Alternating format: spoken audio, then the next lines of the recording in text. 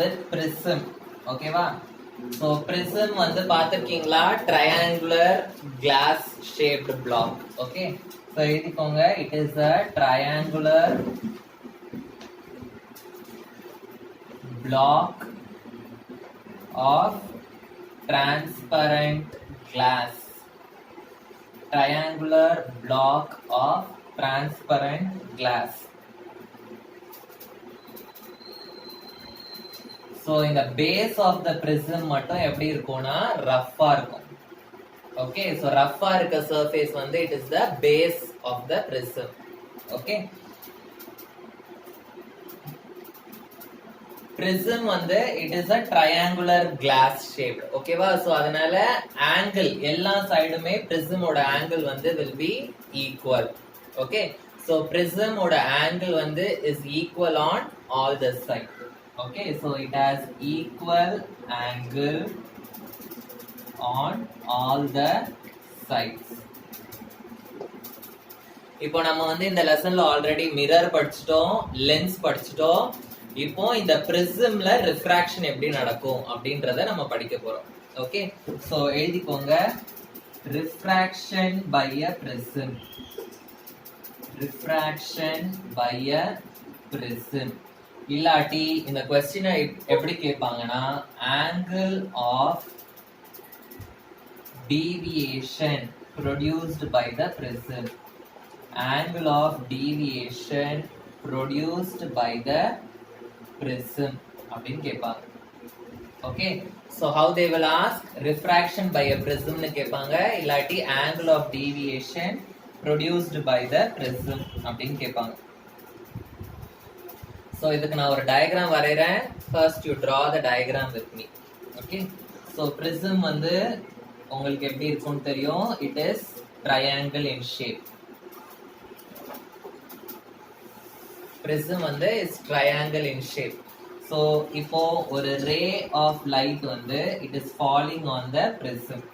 Okay, so இந்த ray ஓட இந்த பாயிண்ட வந்து நான் P ன்னு வச்சுக்கிறேன். இந்த பிரிசம்ல தொடுற பாயிண்ட வந்து நான் Q அப்படின்னு வச்சுக்கிறேன். Okay, Q. சோ இதுல பட்டு எனக்கு என்ன ஆகும் அப்படின்னா, இந்த லைட் ரே வந்து என்ன ஆகும், பெண்ட் ஆகும். ஓகே, சோ பெண்ட் ஆகும்போது it will go straight like this. Okay, so இந்த பாயிண்ட வந்து நான் R அப்படின்னு வச்சுக்கிறேன். சோ இந்த சர்ஃபேஸ்ல படும்போது அகைன் இது என்ன ஆகும், வந்து பெண்ட் ஆகும். சோ பெண்ட் ஆகி it will go like this. So இத வந்து நான் S ன்னு வச்சுக்கிறேன். சோ PQRS அப்படின்றது வந்து என்னோட light ray. Okay, so what is PQRS? It is my light ray. So P to Q வந்து Qன்ற இடத்துல இது பெண்ட் ஆகுது, அகைன் Rன்ற இடத்துல again it is bending.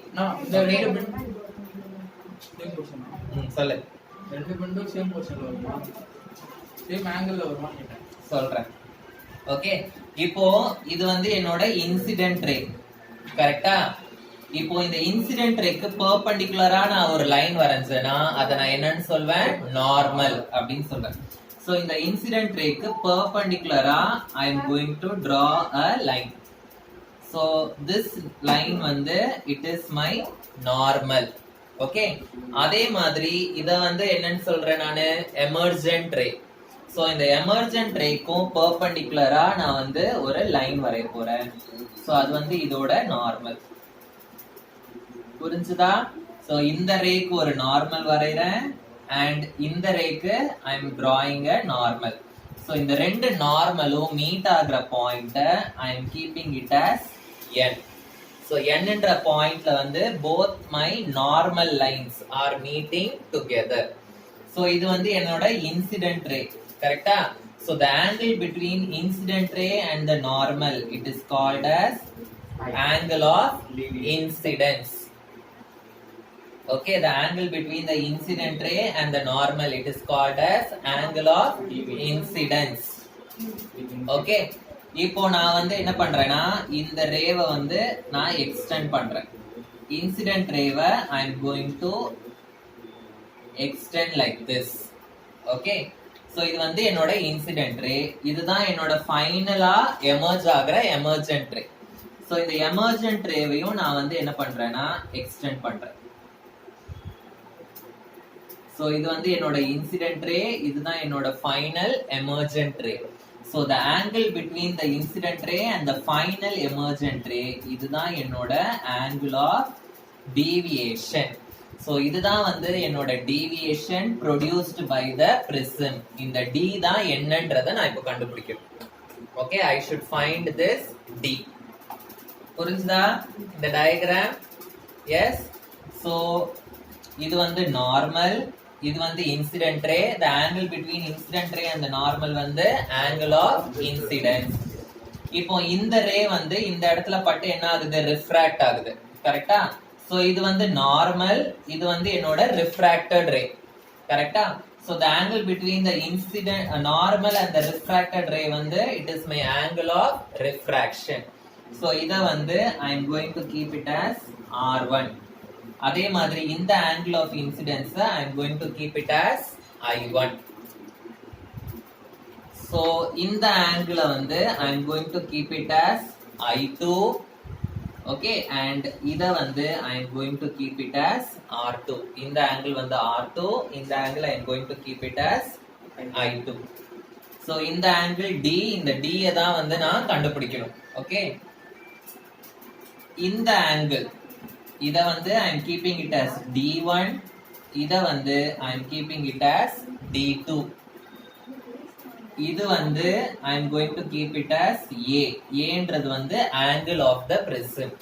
So angle of the prism வந்து எல்லா கார்னர்லயும் it will be same. நான் சொல்லிருக்கேன். Okay. So angle of deviation அப்படின்றது என்னது? The angle between the incident ray and the refracted ray. இது வந்து refracted rayல லாஸ்டா வெளியில வர emergent ray. அதுதான் வந்து என்னோட angle of deviation. எழுதிக்கோங்க. The angle between the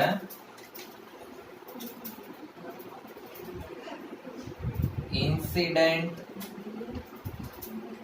ray and the emergent ray. And the emergent ray, it is called as angle of deviation. Okay, புரிஞ்சுதா angle of deviation என்னன்னு? So இந்த பாயிண்ட் வந்து I am going to name it as M. Okay, so diagram புரிஞ்சுதா? எங்க எங்க எந்தெந்த angle நம்ம mark பண்ணிருக்கோம், என்னென்ன லெட்டர்ஸ் வச்சிருக்கோம் அப்படின்னு. இப்போ நம்ம angle of deviation D வந்து நம்ம கண்டுபிடிக்க போறோம். Okay, next, the angle between the incident ray and the emergent ray is called as angle of deviation. So இந்த D தான் வந்து I am going to find out. So first வந்து D. So நம்ம ட்ரையாங்கிளோட rule வந்து நான் நேத்தே சொன்னேன். Exterior angle is equal to sum of two interior angles. So இப்போ இந்த ட்ரையாங்கிள் பாருங்க. You see the triangle MQR or triangle RQM. இந்த triangle RQMல நான் என்ன பண்ண போறேன்னா sum of the interior angles. Sum of the interior angles is equal to external angle அப்படின்னு நான் எழுத போறேன். So இந்த RQM இந்த triangleல எக்ஸ்டர்னலா எனக்கு இருக்கிற ஆங்கிள் என்னது? D. So external angle D is equal to interior angle. உள்ள இருக்கிற ஆங்கிள்ஸ் எதெல்லாம் எனக்கு? D1, D2. So D will be equal to D1 plus D2. So D1 ஓட வேல்யூ கண்டுபிடிச்சிட்டு D2 ஓட வேல்யூவையும் கண்டுபிடிச்சிட்டு இந்த ரெண்டு வேல்யூவையும் இந்த ஃபார்முலால நான் சப்ஸ்டிட்யூட் பண்ணேன்னா எனக்கு angle of deviation by the prism என்ன அப்படின்றது எனக்கு கிடைச்சிரும். So first நான் என்ன கண்டுபிடிக்கணும்? I should find out D1. Okay. So D1 ன்றது வந்து என்ன ஆங்கிள் அப்படின்னா D1 வந்து இந்த ஆங்கிள். என்ன ஆங்கிள் இது? RQM. இதுதான் வந்து என்னோட D1. So angle RQM is my D1. கரெக்டா? கரெக்டா? இப்போ நீங்க இத பாருங்க. இந்த ஆங்கிளும் இந்த ஃபுல் ஆங்கிளும் will be equal. ஏன் Practically opposite. opposite angles will be equal. அப்போ எனக்கு I1 will be equal to D1 plus R1. கரெக்டா? So from the diagram my I1 will be equal to D1 plus R1. எனக்கு தேவையானது வந்து D1. So D1 நான் எப்படி எழுதலாம்? I1 minus R1 அப்படின்னு எழுதலாம். இதை நான் ஈக்குவேஷன் நம்பர் 1 அப்படின்னு எடுத்துக்கிறேன். அதே மாதிரி இந்த சைடு பாருங்க, I2 வந்து will be equal to D2 plus R2. So அதே மாதிரி I2 வந்து will be equal to D2 plus R2. So இதுல இருந்து D2 வந்து will be equal to I2 minus R2. இத வந்து நான் ஈக்குவேஷன் நம்பர் 2 ன்னு வச்சுக்கிறேன். இப்போ நான் D1 வேல்யூ கண்டுபிடிச்சிட்டேன், D2 வேல்யூ கண்டுபிடிச்சிட்டேன். இப்போ இது ரெண்டுத்தையும் நான் என்ன பண்ண போறேன்? I am going to substitute in this formula. So D is equal to D1 plus D2. D is equal to D1 க்கு பதிலா I am going to substitute I1 minus R1 plus I2 minus R2. Okay, so I terms எல்லாம் தனியா எழுதிக்கோங்க, R terms எல்லாம் தனியா எழுதிக்கோங்க.